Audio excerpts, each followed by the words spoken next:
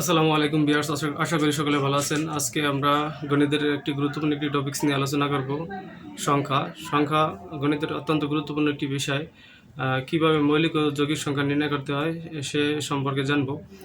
আমরা স্কুল জীবনে পা দেওয়ার সাথে সাথেই আমাদেরকে মৌলিক এবং যৌগিক সংখ্যা নির্ণয় করা শেখানো হয়েছে, কিন্তু তারা যে পদ্ধতিতে শিখিয়েছেন তারা অনেক দীর্ঘ সময় নিয়ে বড় একটি ছক এঁকে 1 থেকে 100 পর্যন্ত সংখ্যা লিখে কেটে কেটে আমাদেরকে শিখিয়েছে, কিন্তু সেটা অনেক সময় সাপেক্ষ ব্যাপার। পরীক্ষার হলে আমাদের অতটা সময় দেওয়া থাকে না।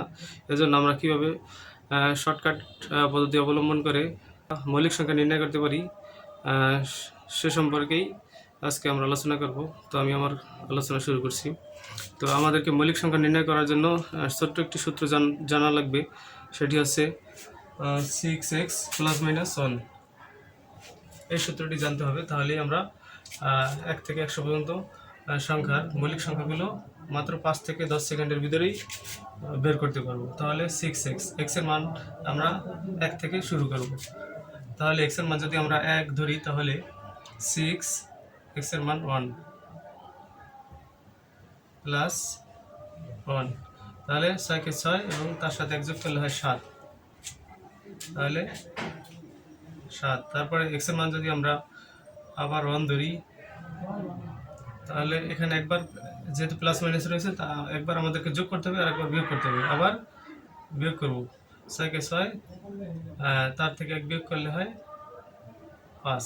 তাহলে আমরা দুটি সংখ্যা পেলাম, 7 এবং 5। সংখ্যা দুটি হচ্ছে মৌলিক সংখ্যা, 5 এবং 7 সংখ্যা দুটি মৌলিক সংখ্যা। আবার x এর মান যদি আমরা 2 ধরি, তাহলে 6 সাথে 2 গুণ করলে হয় 6 দুগুণে 12 এবং তার সাথে 1 যোগ করলে হয় 13। এবং x এর মান যদি আবার বিয়োগের ক্ষেত্রে 6 দুগুণে 12, তার থেকে 1 বিয়োগ করলে হয় 11 একটি মৌলিক সংখ্যা। x এর মান যদি আমরা 3 ধরি, তাহলে 3 6 18, 18 সাথে 1 যোগ করলে হয় 19, 18 সাথে 1 যোগ করলে হয় 19। আবার 18 থেকে 1 বিয়োগ করলে হয় 17। x এর মান 3, 3 6 18, 18 থেকে 1 বিয়োগ করলে হবে 17। এরপর x এর মান যদি আমরা 4 ধরি, তাহলে 4 6 24, 24 এর সাথে 1 যোগ করলে হয় 25 এবং 3 4 6 24, 24 এর সাথে 4 6 24, 24 থেকে 1 বিয়োগ করলে হয় 23। আবার x এর মান যদি আমরা 5 ধরি, তাহলে 5 6 30, 30 এর সাথে 1 যোগ করলে হয় 31। আবার 5 6 30, 30 এর থেকে 1 বিয়োগ করলে হয় 29। এভাবে আমরা এরপরে আমাদের আরেকটু কাজ করতে হবে, সেটি হলো 7 এবং 5 এবং 7 এই দুটি সংখ্যা দ্বারা দেখতে হবে যে এই সংখ্যাগুলোর ভিতরে ভাগ যায় কিনা। যদি সংখ্যাগুলোকে ভাগ করা যায়, তাহলে ওই সংখ্যাটি এর ভিতর থেকে কেটে দিতে হবে। তাহলে 7 এবং 5 থাকবে, 7 এবং 5 থাকবে, 5 এবং 7 ভিন্ন। বাকি সকল সংখ্যাগুলোকে আমাদেরকে দেখতে হবে যে 5 এবং 7 দ্বারা ভাগ করা যায় কিনা। তাহলে 13 এর ভিতরে 5 এবং 7 যায় না, এটি একটি মৌলিক সংখ্যা। 11 এর ভিতরে যায় না, 11 একটি মৌলিক সংখ্যা। 19 এর ভিতরে যায় না, 19 একটি মৌলিক সংখ্যা। 17 এর ভিতরে যায় না, 17 একটি মৌলিক সংখ্যা। 25 এর ভিতরে 5 দেওয়া যায়, তাই এটা মৌলিক নয়। তারপরে 23 এর ভিতরে যায় না, 23 একটি মৌলিক সংখ্যা। তারপরে 31 এর ভিতরে যায় না, 7 যায় না, 5 যায় না, 31। 29 এর ভিতরে যায় না, 29। এরপর যদি আমরা এর মানকে যদি x এর মানকে যদি আমরা 6 ধরি, তাহলে 6 6 36, 36 এর সাথে 1 যোগ করলে হয় 37। এবং আবার 6 6 37, তার থেকে 1 বিয়োগ করলে হয় 35।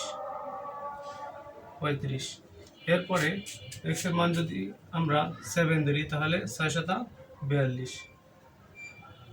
এবং x এর মান 6 7 42 এবং তার থেকে আর একবার যেহেতু একবার যোগ করছি, একবার বিয়োগ করতে হবে, তাহলে হবে 41। এখন আমরা দেখি 37 এর ভিতরে যায় না, 7 যায় না, 5 যায় না, এটা একটি মৌলিক সংখ্যা। 35 এর ভিতরে যায়, 5 7 35, এটা কাটা যাবে। তারপরে 6 7 42, এটা বাদ যাবে।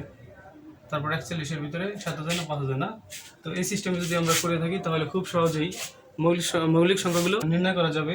তাহলে আমাদের আর অনেক সময় নেওয়ার প্রয়োজন হবে না। পরীক্ষার হলে আমরা খুব সহজেই অল্প সময় ব্যয়ের মাধ্যমে আমরা সঠিক সমাধান করতে পারবো এবং সঠিক প্রশ্নের আনসার করতে পারবো। তো এইভাবেই আমরা মৌলিক সংখ্যা বের করব। আমরা অল্প সময়ের মাধ্যমেই সব কিছুর সমাধান পেতে যাই, এজন্য আমাদের সময়ের খুব মূল্য রয়েছে। এজন্য আমি খুব স্বল্প সময় ব্যয় করে ক্লাস নেওয়ার চেষ্টা করি। তো যদি আমার ভিডিওটি ভালো লাগে সকলে লাইক, কমেন্ট এবং শেয়ার করবেন এবং আমাদের ফেসবুক পেজ এবং ইউটিউব চ্যানেল ফলো দিয়ে রাখবেন। তো পরবর্তী কোনো ভিডিও নিয়ে আবার আপনাদের সামনে হাজির হব। ততক্ষণ সকলে ভালো থাকেন, সুস্থ থাকেন। আল্লাহ হাফিজ।